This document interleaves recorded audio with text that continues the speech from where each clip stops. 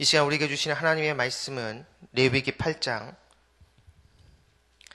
14절에서 21절까지 말씀입니다. 레위기 8장 14절에서 21절까지 말씀, 우리 한 목소리로 다 같이 읽도록 하겠습니다. 레위기 8장 14절에서 21절까지 말씀입니다. 다 같이 읽겠습니다. 시작. 모세가 또 속죄제의 숫송아지를 끌어오니 아론과 그의 아들들이 그 속죄제의 숫송아지 머리에 안수하며 모세가 잡고 그 피를 가져다가 손가락으로 그 피를 제단의 네 구퉁이 뿔에 발라 제단을 깨끗하게 하고 그 피는 제단 밑에 쏟아 제단을 속하여 거룩하게 하고 또 내장에 덮인 모든 기름과 강꺼풀과 두 콩팥과 길기름을 가져다가 모세가 제단 위에 불사르고 그 숫송아지 곧 그 가죽과 고기와 똥은 진영 밖에서 불살랐으니 여호와께서 모세에게 명령하심과 같았더라. 또 번제의 순양을 드릴새 아론과 그 아들들이 그 수장의 머리에 안수하며 모세가 잡아 그 피를 제단 사방에 뿌리고 그 수장의 각을 뜨고 모세가 그 머리와 각 뜬 것과 기름을 불사르고 물과 내장과 정강이들을 씻고 모세가 그 수장의 제단을 불사르니 이는 향기로운 냄새를 위하여 드리는 번제로 여호와께서 드리는 화제라. 여호와께서 모세에게 명령하심과 같았더라. 아멘. 오늘 본문에 보게 되어지면 제사장을 세우는 제사장 임직식, 그 제사 이전에 드려지는 또 다른 제사 두 가지를 보여주고 있습니다. 그것은 바로 속죄제와 번제인데요. 우리가 앞에서 봤지만 레위기 1장부터 5장까지 보게 되어지면 여러 제사들을 설명하고 있습니다. 근데 그 순서가 가장 앞이 번제가 등장합니다. 그 다음에 속죄제나 여러 가지 제사가 등장하는 것을 나오게 되어지는데, 실제로 이스라엘 백성들에게 있어서 이 번제는 가장 기본적이면서 가장 중요한 제사였습니다. 그래서 이스라엘 백성들이 여러 제사를 한꺼번에 드릴 때 그들은 첫 번째로 반드시 드리는 제사는 여러 제사와 같이 드릴 때도 번제를 먼저 드렸습니다. 번제를 가장 먼저 드리고 난 다음에 그 다른 제사를 그 뒤에 드렸다는 것이죠. 그런데 오늘 본문에 보게 되어지면 제사장을 세우는 이 제사장 그 임직시에 관련된 제사를 또 다른 제사를 드릴 때 오늘 본문에는 번제를 먼저 드리는 것이 아니라 속죄제를 먼저 드리고 그 다음에 번제를 드리고 있다라는 것입니다. 이것을 보게 되어지면 분명히 이것은 제사장을 세우는 제사장 임직식과 관련되기 때문에 여기에는 또 다른 의미가 분명히 담겨져 있는 것을 볼 수가 있습니다. 어제 제가 여러분에게 잠깐 말씀드렸지만 여러분, 제사장은 이스라엘 백성들에게 있어서 굉장히 독특하면서 굉장히 중요한 직책임을 알 수가 있습니다. 바로 하나님과 이스라엘 백성들 사이에 위치해서 이스라엘 백성들이 하나님께 나아갈 수 있는 바로 다리 역할을 하는 것이 바로 제사장이라는 것이죠.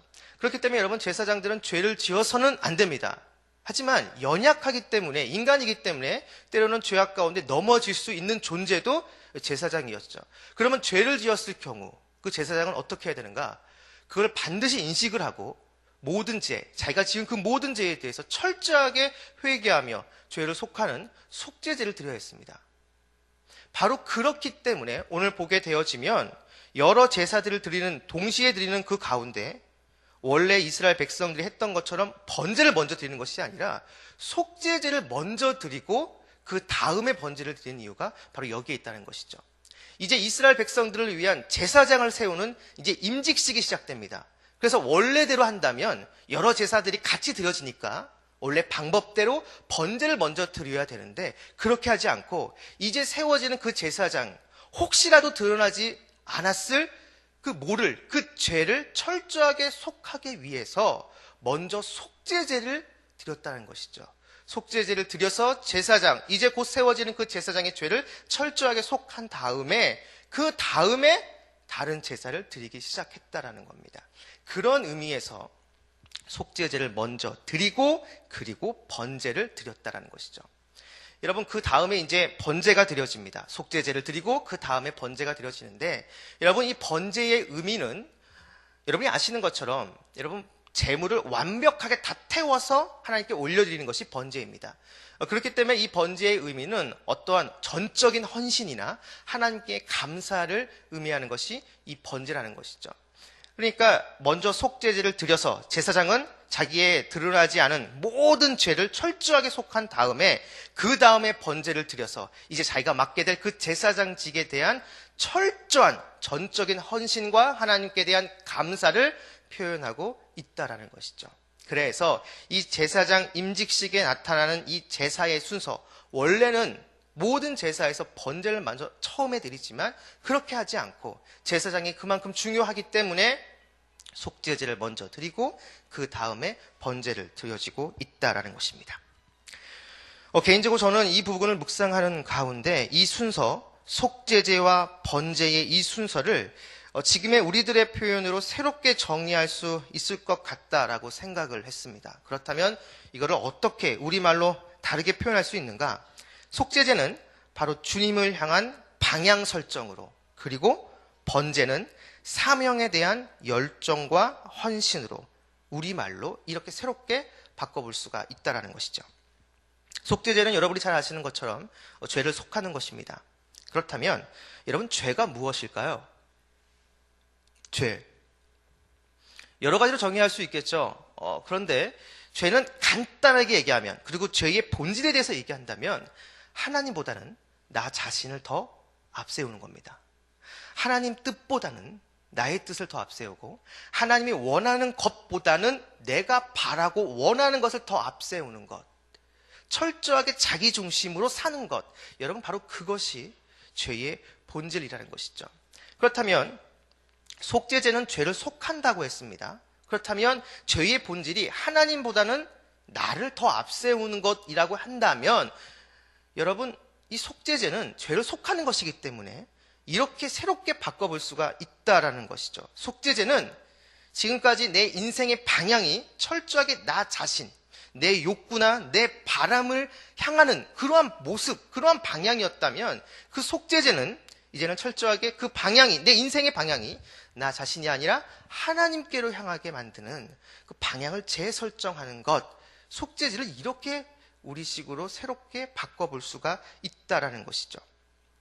여러분, 신입생 그리고 신입사원이 됐을 때 그런 사람들, 새로운 환경에 놓인 사람들에 대한 환경 적응 교육을 우리는 보통 오리엔테이션이라고 이야기합니다. 오리엔테이션 들어보셨죠? 여러분, 이 오리엔테이션의 어원이 어디서 왔는지 혹시 아십니까?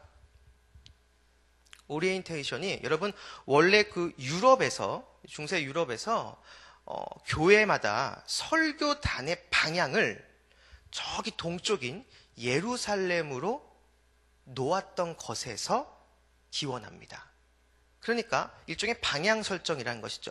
교회를 짓습니다. 교회를 짓고 나서 이 설교단의 방향을, 유럽에서 봤을 때는 예루살렘이 동쪽이기 때문에 그 설교단의 방향을 동쪽 예루살렘으로 향하고 나서 교회를 완성시켰다라는 겁니다. 그리고 설교자는 그 강대상, 방향 설정이 되어져 있는 그 설교단에서 설교를 했다라는 것이죠. 어쩌면 우리의 삶 가운데 가장 중요한 것이 바로 이 오리엔테이션입니다. 바로 방향 설정이죠. 지금까지는 그 내 삶의 모든 방향이 나에게로 향하고 있었다면 이제부터는 바로 하나님께로만 우리의 방향이 하나님께로 설정되어지는 그러한 모습이 필요합니다. 세상은 속도와 효율을 강조합니다. 뭐든지 빨라야 되고 뭐든지 어떤 적은 투자를 해서 많은 결과를 얻을 수 있는 그런 효율성을 강조하죠. 그런데 여러분, 만약에 처음부터 방향이 잘못되어져 있다면, 처음부터 방향이 어긋나 있다면, 그런데 거기에 속도를 더하고 효율을 더한다면 오히려 문제는 더 커지게 되는 겁니다. 가장 중요한 것은 어떤 속도나 효율이나 어떤 열정이나 헌신보다는 가장 중요한 것, 올바른 방향을 제대로 설정하는 것이죠. 결국 그렇기 때문에 오늘 본문에 보게 되어지면 속죄제를 드리고 번제를 드리는 것, 이것은 이렇게 바꿔볼 수가 있습니다. 바로 하나님을 향한 바른 방향을 설정한 다음에 그 다음 헌신과 열정을 다짐하는 것, 이렇게 이해할 수가 있다라는 것이죠. 여러분들은 어떠십니까? 여러분들은 여러분의 인생의 방향이 하나님께로 향하고 계십니까? 아니면 여러분 자신에게로 향하고 계십니까? 어제도 말씀드렸지만 저와 여러분들은 이 세상을 향한 영적인 제사장입니다. 성경은 우리의 정체성을 이렇게 명합니다. 너희는 왕 같은 제사장이다. 세상을 향한 우리의 정체성, 우리의 직무가 바로 왕 같은 제사장이라는 것이죠. 그래서 우리의 모습을 통해서, 우리의 삶을 통해서 세상이 하나님을 알게끔 만드는 다리 역할을 하는 것이 바로 이곳에 있는 저와 여러분들이라는 것입니다. 그런데 우리들이 만약에 세상에 믿지 않는 사람들과 인생의 방향이 똑같다라고 한다면 여러분, 우리는 세상에 어떠한 영향력도 끼칠 수 없을 뿐더러 우리는 그들을 하나님께로 인도하는 영적인 다리 역할을 온전히 감당할 수가 없는 것이죠. 그렇기 때문에 여러분들, 우리들은 수시로 항상 우리 가운데, 우리의 심령 가운데 영적인 속죄제를 드려야 합니다. 지금까지 말로는 믿는다고 말을 하면서 내 인생의 방향이 나에게로 향하고 있다면 이제부터라도 그 방향을 주님께로 다시 설정해서 오직 하나님께로만 바라보고 하나님의 뜻 안에서 나아가는 그러한 모습이 우리 가운데 있어야 된다는 것이죠. 이렇게 바른 방향 설정 위에 번제와 같은 열정과 헌신과 감사를 그 위에 더해야 된다라는 것입니다. 바라기는 이곳에 계신 여러분 모두가 오늘 이 말씀을 기억하시면서 제사장의 임직식 제사 순서가 속죄제를 먼저 드리고 그 다음 번제, 바로 이 순서가 주는 이 메시지를 기억하시면서 매일매일 내 인생의 방향이 누구인지 점검하고 만약에 그것이 잘못되어 있다면 다시 하나님께로 향할 수 있도록 내 인생의 방향을 수정하며 나아가는 저와 여러분 우리 모두가 되기를 바랍니다. 그리고 그 바른 인생 설정 위에 번제와 같은 열정과 헌신을 더하는 것입니다. 그렇게 하면서 나아갈 때 예수를 알지 못하는 세상이 바로 여러분을 통해서 주님을 만나게 될 것입니다. 바로 그러한 복음의 통로, 은혜의 통로로 쓰임받는 저와 여러분 우리 모두가 되기를 주님으로 축원합니다. 기도하겠습니다.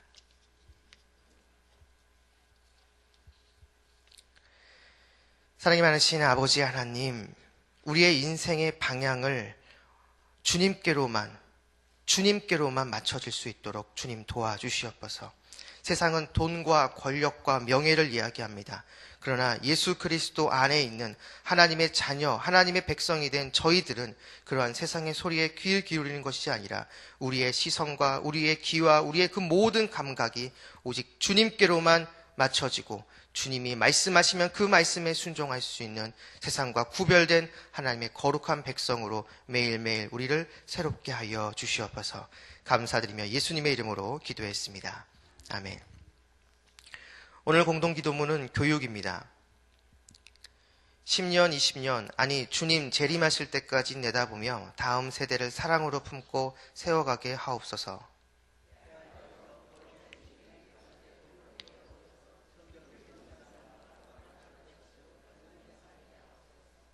사무엘, 요셉, 다윗 부서를 크게 축복하옵소서. 청년부 싱키를 특별히 힘차게 하옵소서. 다음 세대를 아끼며 기도와 섬김으로 길러내게 하옵소서. 교회와 사회의 미래를 말씀으로 열어가게 하옵소서. 아멘. 주기도문 하시겠습니다. 하늘에 계신 우리 아버지, 아버지의 이름을 거룩하게 하시며 아버지의 나라가 오게 하시며 아버지의 뜻이 하늘에서와 같이 땅에서도 이루어지게 하소서. 오늘 우리에게 일용할 양식을 주시고 우리가 우리에게 잘못한 사람을 용서하여 준 것 같이 우리의 죄를 용서하여 주시고 우리를 시험에 빠지지 않게 하시고 악에서 구하소서. 나라와 권능과 영광이 영원히 아버지의 것입니다. 아멘. 지금 들은 말씀이 내 삶으로 이어지게 하옵소서. 금요 심야 기도회와 싱크 금요 모임에 각별한 은혜가 있게 하옵소서.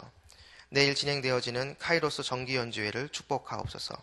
추수감사주일 VIP 초청을 위해 기도하며 준비할 때 영혼구원의 열매가 있게 하옵소서.